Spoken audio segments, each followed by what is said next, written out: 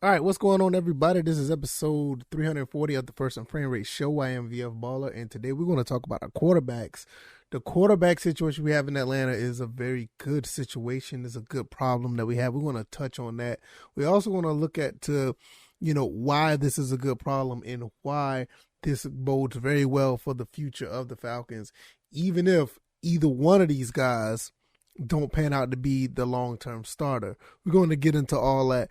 If this is your first time here, welcome. I am VF Baller. This is the First and Frame Rate Show. Every morning at 9 a.m., I put up another episode talking about Atlanta Falcons or Georgia Southern football. Georgia Southern football is on the back burner right now. They just did their spring game. They have picked up a few recruits, which I will be talking about at a later time. Do a little bit of background on one recruit that I think is actually a pretty good one that transferred from one, pretty much a big school to our school. So we're going to talk about that sometime later on down the road. As far as the Falcons go, what can you say? We are in the move. We are moving in a direction that it looks like it's going to be somewhat of a winning culture here in Atlanta. We are a totally different team. And it's just going to be looking. It's only looking up from here. So if you don't want to look at this podcast on YouTube or Rumble, I want to let you guys know that I'm also on Anchor, Stitcher, Spotify, Apple Podcasts, and Google Podcasts. And so you can listen to this podcast at your leisure on any of those platforms. And either way, the support is great. I really appreciate it. And we're just, like I said, let's go ahead and get into this. Marcus Mariota was signed by the Falcons earlier this year, 2-year deal. And when he was picked up, I thought, okay, this is a very safe pick. This is a very safe move for the Falcons where Marcus Mariota knows the system that Arthur Smith is trying to, not saying trying, that he is putting together in Atlanta. He's already been under Arthur Smith with the Titans. So this is a very good pickup after we lost Matt Ryan. From what I was looking at, I felt that there was going to be a situation where we're basically going to give him the keys to run the offense as safe and as cautious as possible. We're not going to try to get him to do too much. We're not going to get him to try to really command this team and be overbearing as a leader, somewhat like Matt Ryan was. We just wanted him to just play his game and play his role and play his part as a quarterback. There's other rumblings saying that he's a natural born leader, so that's just going to come with the territory, but that's something that we're not really looking for him to do. In some cases with the 2-year deal, thought it was going to be a stopgap. So it bode well, and it was par for the course for us to actually pick up a quarterback sometime down the road. Now, we pick up a quarterback rather much sooner than I thought we was, because I felt that we was going to pick up a quarterback sometime maybe next year as far as drafting. I thought that was going to probably end up getting like a safety, or not get a safety, but make a safe pick or a safety pick with like a Carson Strong or whatever. Because I felt like Carson Strong was just going to be that guy that's just going to get picked up in the third, no, not in the third, but in the 5th or the 6th round. And he's just going to be there as a security blanket. And like I said, I thought it was going to be a safe pick, but Desmond Ridder continued to fall. And I thought that he wasn't going to make it out of the 2nd round, to be honest with you. And for us to pick him up in the 3rd round was incredible value. And with him, this is almost like the same thing I was saying when it comes to Marcus Mariota. He fits the mold of a Marcus Mariota almost to the T. I think one thing that is slightly different, I think he's actually faster than Mariota, which you kind of think and kind of be expected because Mariota is a little bit older, but Desmond Ridder has a really good pedigree as far as football and him wanting to win. And there's nothing to take away Mariota because Desmond Ridder was pretty much Mariota when Mariota was in college.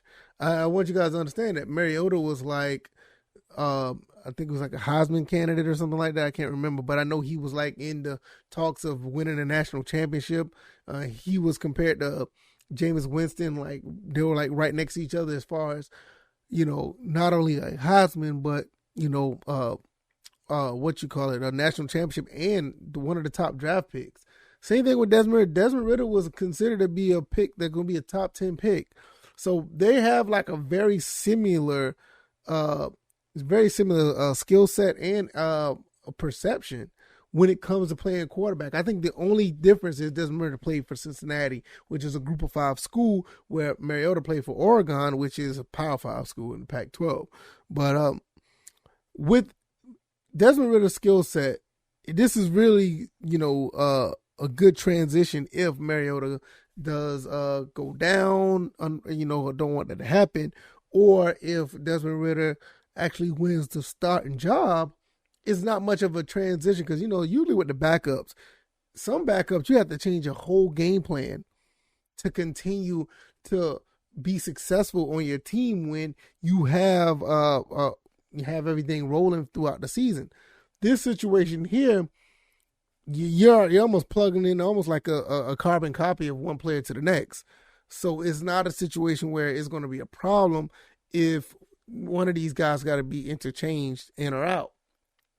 So I think that we have a very good problem at quarterback, a very good problem. And you couldn't ask for a better problem, to be honest with you. When we look at what happened last year, I mean, even, any other time we felt like who's going to back up Matt Ryan or whatever the case may be. Then you had a Matt Schaub come in and you had other guys that was backing up and he was like, okay, but they're not the same. It's not the same when you have guys like this because Mariota, both of these guys are dynamic. They're athletic. They can move. They can throw. They have pretty good field vision. And you really can't go wrong with either one. So I feel that we have a very good problem. We have a very good problem at quarterback. And I want to see how well this continues to develop. Because both guys are going to, in some form or fashion, Mariota's going to develop to be a quarterback for the Falcons. Desmond Ridder is going to be developing to be a professional quarterback. And how does this play out? Does this play out if Mariota does win the starting job? I mean, that's a good thing. He got some experience. If Desmond Ridder end up losing, or if he end up winning the starting job, then you got a guy that's not as experienced, even though he's known for playing big games. But he's not going to be the guy that actually has all the experience and is going to necessarily bold in the plus for Desmond Ridder. But what happens if both of these guys aren't able to, pan out as well? What happens? Well, if both of these guys don't pan out, we're probably looking at Felipe Franks to get some time, which I don't know about that at this point, but maybe. Next year in the draft, we may have a high draft pick if either one of these quarterbacks don't pan out. We'll probably end up getting another top pick. And then the quarterbacks that's coming into 2023 are said to be even better. So now, then you're probably looking at a quarterback from the 2023 season that can actually come in right away because don't want to get too far ahead of ourselves, but if Mariota or Ridder don't pan out, you still could plug somebody else in and it can be like the franchise quarterback. We never know. But I have a gut feeling that overall, I think Mariota's going to start. This is my gut feeling. Mariota's going to start. Desmond Ridder's going to learn. And probably by next year, if everything goes well and smooth, Desmond Ridder is going to be the end up being the starter. The only way I see that changing if Marcus Mariota get these guys deep into the playoffs. I'm talking about NFC Championship style deep in the playoffs minimum. If Mariota could get these guys to the NFC Championship game, Desmond Ridder might be sitting for another year because it's like you got that success with the quarterback who's really still young and still got some tread on those tires. So Mariota's not a guy that's like, one season out of the door, and he was just, tagging along for the ride. He can actually play, so you're looking at a situation with that where both of these quarterbacks could be really good. Mariota just don't, slips up and not able to get the starting job would be, really surprising. And if he goes out there and ball, that's good for us. If, Desmond Ridder goes in and ball, then you got another quarterback that's ready to go that'll probably be a Falcon for the next 15 years once again. So that it's a good problem to have. Even if either one of these guys don't pan out, or if you turn around and say, hey, I think that we could do something with Mariota or Ridder, And with Mariota, you probably get him on the tap for do another 2 year, or Mariota might find some money somewhere else. He may go somewhere, but Desmond Ritter's that guy that he wants to be here. He wants to play. And if he does beat Mariota out, like I said, I don't see how we would not have a guy that's going to be here for the next 10, 12, 15 years. That's just how it is. And it's a beautiful thing when you really look at it, because if, like I said earlier, when you look at the Matt Ryan situation when he was traded to the Colts, I mean, we really didn't have anybody really. I mean, yeah, we turned around and got Mariota right away, but at some point this year, you only had Felipe Franks at quarterback as Falcons. So we turn right back around to get Mariota. We drafted Desmond Ridder, and I think we're in a really good shape. I think we're in really good shape at quarterback. We have a very good problem, and I just can't see myself not really being excited about that. Talked about all the other draft picks at one point. Talk about the undrafted free agents that we have. We're going to be set for. I mean, we're setting ourselves up to be set for the next 5, 7, 10 years. You got young guys coming in that's ready to work. You got some of the veterans want to come back and assist and contribute. I mean, what more could you ask for? I've been looking at some things that some fans been saying where it's like, we're getting too excited and it's that. Look, this is a good time to be excited. I cannot lie.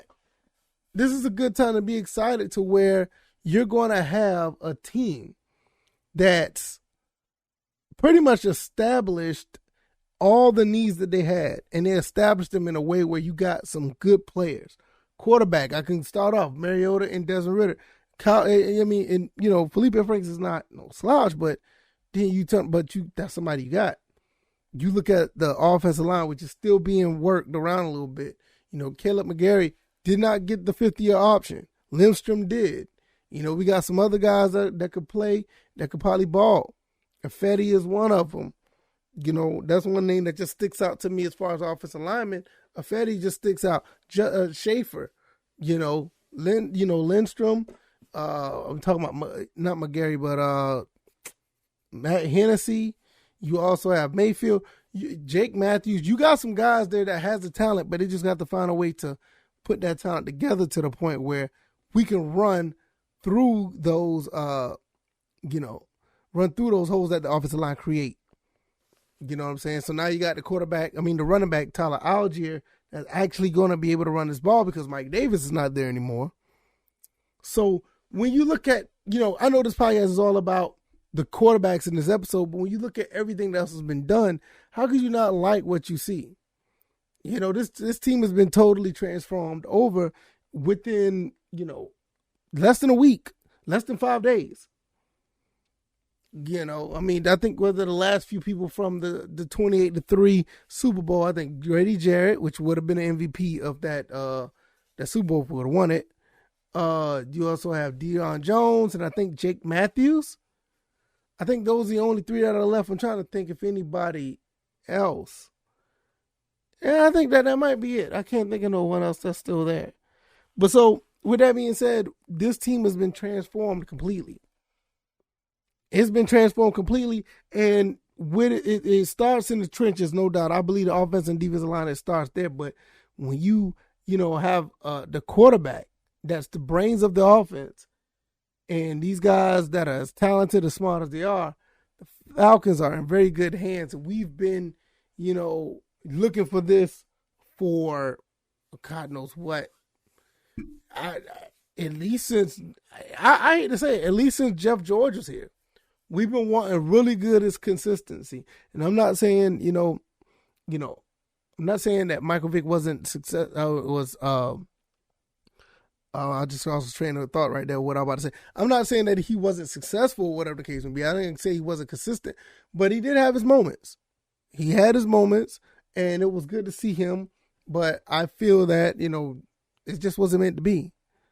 So you brought a Matt Ryan in that actually had a great career, and he's about to pass the torch on to, the torch has been taken from him and passed over to Mariota and possibly to Ridder. So, like I said, I think it's a very good problem to have at the end of the day. Very good. You want that consistency, and we're seeing it at a level where we're seeing it where the level of consistency when it comes to these quarterbacks could really, really kick in, and we should have some results that are pretty much favorable for the Falcons. Do I feel that this is a playoff team? No, I don't think it is, but I do believe that we continue doing what we do, we can get there easily. I think we can get there. I would not be surprised if we get there in 1 year, because we won 7 games with the depleted team. Turn back around and, get more pieces and add more parts. Who's to say we can't get 9 to 10 wins? It's just something to think about. But I do feel that we have a really good problem at quarterback. You cannot deny it, and I love every bit of it. If you like this podcast, hit the like button. Share this podcast. Also, subscribe to the channel if you haven't already. If you want to use YouTube or Rumble, that's great. Also can be found on all the podcast avenues you see. And if you are not on the screen or you're not looking at this, Anchor, Stitcher, Spotify, Apple, and Google. So you can subscribe on the visual or you can subscribe on audio. Give me a 5-star rating on that Apple podcast avenue. If you don't think I deserve 5 stars, let me know why. Give me some feedback as well down in the, not only just the description, but even on the podcast avenues that offer them. All right. I hope you guys enjoy your Tuesday. It's been fantastic. It's been a great week of what we're trying to do over here as Falcons fans, and the Falcons team in general. Terry Fontenot, Arthur Smith are doing great. And I just can't, I can't wait till get this season start, the OTAs and the practices, people going to Flowery Branch. It's just going to be a beautiful thing. All right, y'all. I'm going to get out of here. You guys enjoy your Tuesday. Once again, you guys take it easy. You guys be blessed. Peace.